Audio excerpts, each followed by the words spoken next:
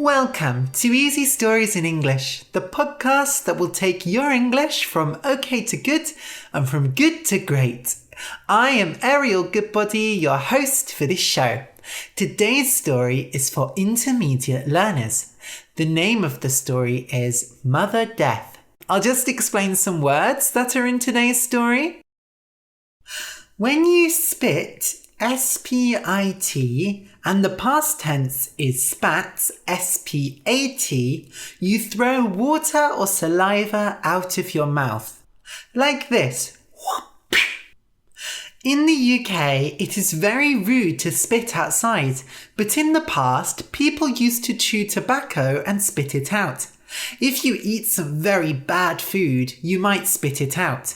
If you talk very angrily, you spit your words out, like this. A cloak, C-L-O-A-K, is a long piece of clothing. It is basically a coat that covers the whole body and has a hood, a bit which goes over the head. Cloaks are not very popular nowadays, but they were very popular in the past for travelling and keeping warm. You mainly see them in fantasy stories now. A scythe, S-C-Y-T-H-E, is a long wooden tool with a sharp curved blade at the end. You use a scythe to cut grass in a field. Nowadays, we don't really use scythes because we have machines to cut grass for us. But the traditional image of death, or the Grim Reaper, is a skeleton wearing a black cloak holding a scythe. Death uses their scythe to take people's souls.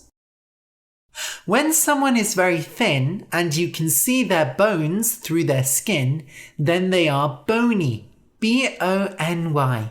Usually you notice that someone's hands are bony. When you go to the doctor and the doctor tells you what's wrong, that is a diagnosis, D-I-A-G-N-O-S-I-S, and the plural is diagnoses. D-I-A-G-N-O-S-E-S. For example, the diagnosis might be that you have a cold or the flu. Of course, doctors can give incorrect diagnoses. Sometimes the diagnosis will be very different to what you're expecting. A potion, P-O-T-I-O-N, is a magic drink. Witches and wizards make potions, and they can have positive or negative effects. In Harry Potter, Snape is the potions teacher, and Harry is quite bad at potions. Wicked, W-I-C-K-E-D, means evil, very, very bad. So witches are wicked, in fairy tales, stepmothers are usually wicked, and so on. You might know the Wicked Witch of the West, a green witch from The Wizard of Oz. There is also a famous musical called Wicked based on this character. When you disobey someone, D-I-S-O-B-E-Y,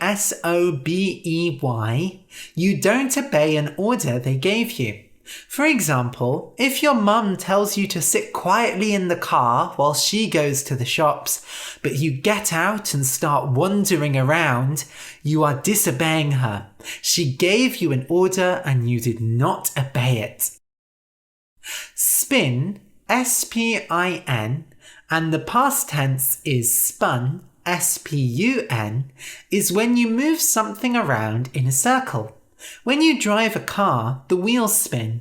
When you put clothes in a washing machine, it spins them around to clean them. There are some office chairs which you can spin around on, and it's very fun to do so. The white part of a candle is called wax, W-A-X. Wax burns very well and turns into a soft white liquid when you burn it. You can make shapes and sculptures out of wax. Nowadays, it is very popular to get candles with scented wax, which gives off a smell as it burns. When a liquid falls in drops, it drips, D-R-I-P. For example, if you turn off the tap, but you don't quite turn it fully off, it might drip water. If you have a very bad roof and it rains a lot, water might drip through the ceiling. When it rains slightly, you might just feel a few drips before putting up your umbrella. Okay, so listen and enjoy. Mother Death. Once upon a time, there was an old man called Tristan who had 12 children. His wife died giving birth to the 13th child, and the man did not know what to do.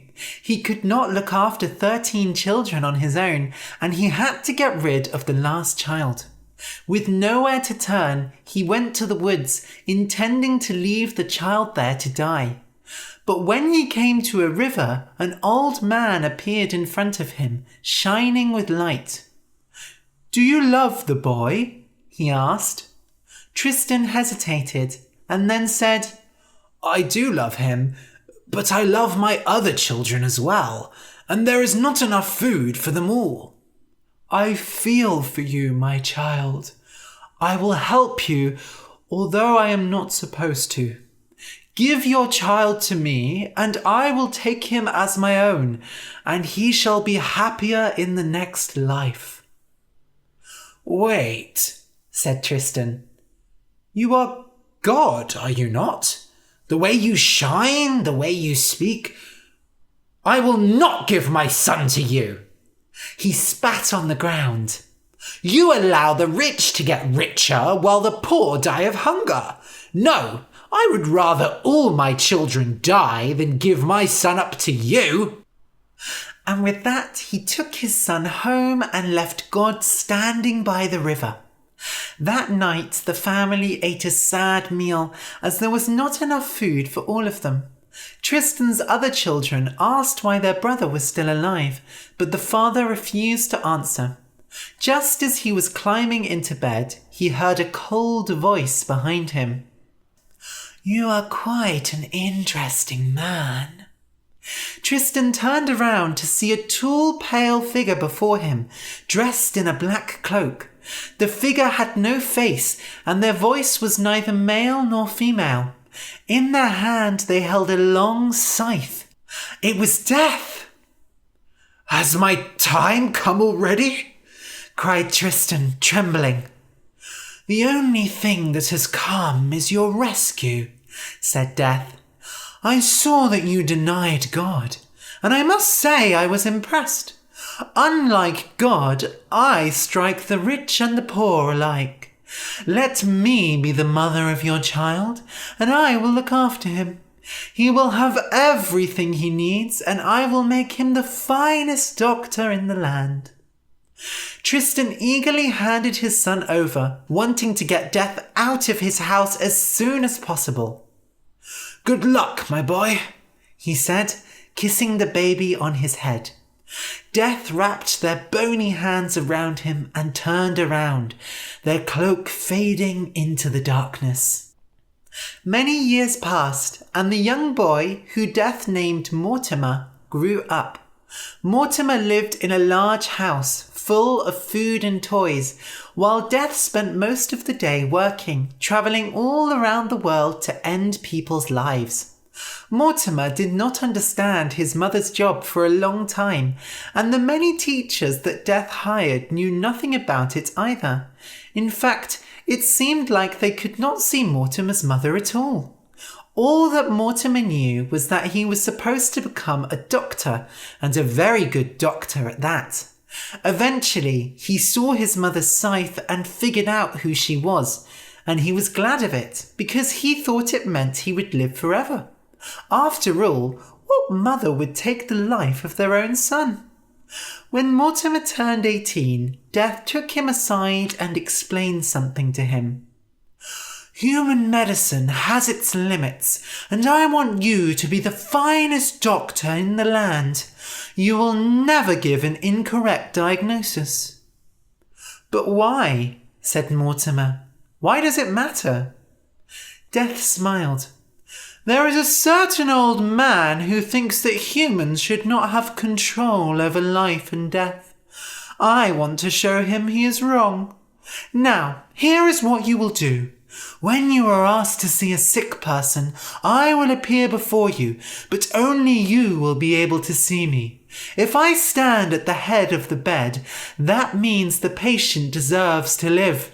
You will take this potion," and here they pulled out a small bottle with a golden liquid in it, "and pour it on the patient's foot. Then they will survive. But if I stand at the foot of the bed, then it is nearly time for the patient to die.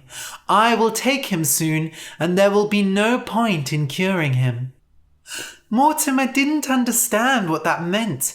It is nearly time for the patient to die. Surely death decided when people's lives would end. But he nodded and agreed to the plan. And so Mortimer began a career as the finest doctor in the land. Upon seeing a patient, he always predicted with absolute accuracy whether they were going to recover from their illness or die. One day, the king himself called Mortimer to his bed. He was suffering from a serious disease, and he was covered in horrible purple spots.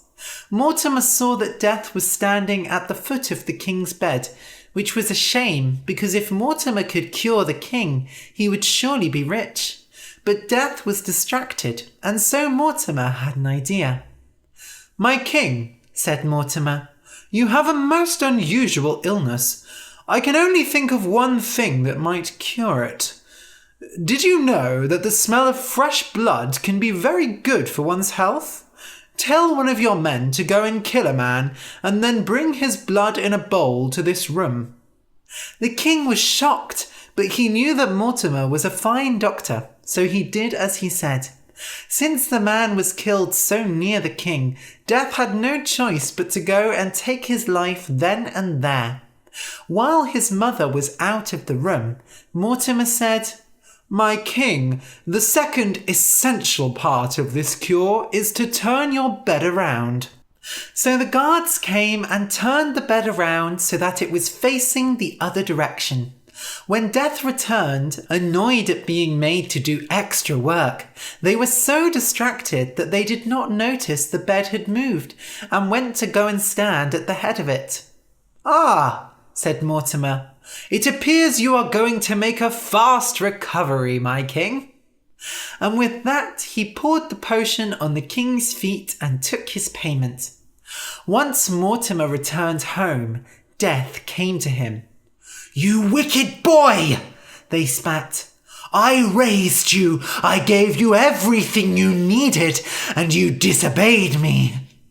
"I did not," said Mortimer, smiling wickedly. "You stood at the head of the bed, and so the king was supposed to survive." Death raised a bony finger at Mortimer. "If you ever trick me again, it will mark the end of your life." A few days later, the king's daughter fell ill with the same sickness. Once again, they called in Mortimer to help her. "Please," said the king, "I will do anything for my daughter. If you can cure her, you can marry her." When Mortimer walked through the door, his jaw dropped. The princess was gorgeous, even when covered in purple spots, and he knew he had to marry her. "Shall we kill another man?" said the king. "Or perhaps spin her bed around?" No, said Mortimer with a cold expression. Death was standing at the foot of the bed once again. "That will not be needed this time." He would not let such a beautiful creature, his future bride, be taken by death's scythe. Ignoring his mother, he took the potion and poured it over the princess's feet. Death stared coldly at Mortimer and then clicked their fingers. Everything went black. "Where am I?" cried Mortimer. He was no longer in the castle, but in a dark corridor deep underground. In the distance there was a faint light that danced from side to side, like the light of a candle. Moving cautiously, Mortimer approached the light and found a small room full of shelves. On each shelf there were hundreds of candles of varying height, all packed close together. Most of them were lit, but some had no wax left and had burnt out. On each one a name was written: Frederick, Sarah, Nicholas, Bartholomew. Looking for something? Mortimer spun around to see his mother standing in front of him, holding their scythe. "What is this place?" Death said nothing, only pointed a bony finger at one of the shelves. His heart pounding in his ears, Mortimer turned to read the candle indicated. Mortimer. It was almost burnt to the bottom, with only a bit of wax left. "I told you, boy, that I know when somebody's time has come. Your time nearly has." Mortimer's breath froze in his throat. There it was, his life, dripping away bit by bit, leaving nothing but a pile of wax on the floor. Without thinking, he jumped forward. Next to his candle there was another one, tall and thin. He grabbed a piece of wax from the top and tried to add it to his. But instead of putting wax on the candle, it landed on the flame and it went out. Mortimer's heart stopped. His time had come. Death sighed. Being a mother was so hard. The end.